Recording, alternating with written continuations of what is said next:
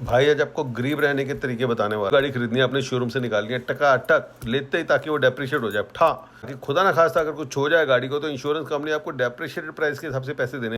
जो डिफरेंस है वो आपको फट से गरीब बना देगा एकदम से। अगर आपका बॉस सैलरी बढ़ाता ना, आपकी इंक्रीमेंट होती है तो उसी हिसाब से अपने स्पेंडिंग भी बढ़ा देनी है। तो इंक्रीमेंट माइनस स्पेंडिंग का जो गैप है ना वो सेम रहना चाहिए, तो उससे गरीबी बनी रहेगी। अगर आपने खुदा ना खास्ता अगर अपनी स्पेंडिंग कम कर दी और अर्निंग बढ़ा ली तो इनकम आनी शुरू हो जानी है, फिर तो फायदा हो जाना आपको, फिर तो रिच हो जाने हो आप। समझ आ रही है? चौथा, आपने अगर आप 25 में हो तो इन्वेस्टमेंट अभी नहीं करनी, आपने करनी है 35 में या 45 में या 60 में जाके। पूछो क्यों? 35 में अगर आप करते हो ना $300 पर मंथ अगर आपने सेव कर लिए और मान लो इंडेक्स इन्वेस्टमेंट में डाल दिया 7, 7.5, 8 मिलता है तो मिलता है $500,000। अगर आपने 25 में डाल दिया तो बन जाता 1 मिलियन। 10 साल से इतना फर्क पड़ जाता है। तो आपने लेट करनी है इन्वेस्टमेंट। समझ आया?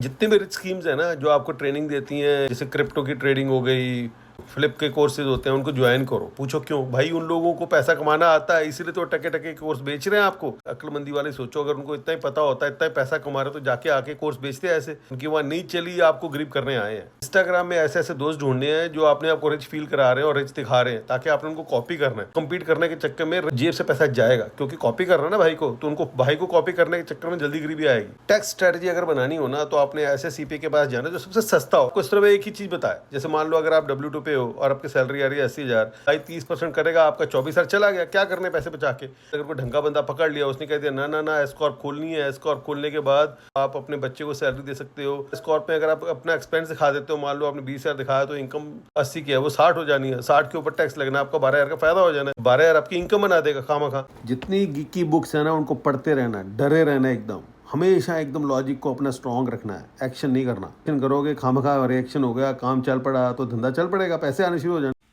और रेंट पे रहना है, घर नहीं लेना, क्योंकि रेंट पे रहोगे इक्विटी बन जाएगी तो रिच हो जाओगे। रेंट पे रहते रहो, किसी और को रिच होने दो। क्या करना रिच हो? लिविंग बेनिफिट्स वाली लाइफ इंश्योरेंस नहीं लेनी है। Cancer, dementia, organ transplant, burn, cut, lung, Alzheimer जैसी इतनी भयानक बीमारियां हैं वो पूरा घर खाली कर देती हैं, उससे जल्दी गरीबी आती है। अगर खुदा ना खास्ता आपको कुछ हो गया तो फैमिली गोफंड भी कर लेगी। कुछ नहीं हुआ, अगर आईयूएल ले ली तो उसमें रिटायरमेंट में रिच वाली फीलिंग आएगी। रिटायरमेंट एकदम फ्री, मतलब जितना डालोगे उसका इतना पैसा मिल जाएगा। क्या करना है पैसे को लेके?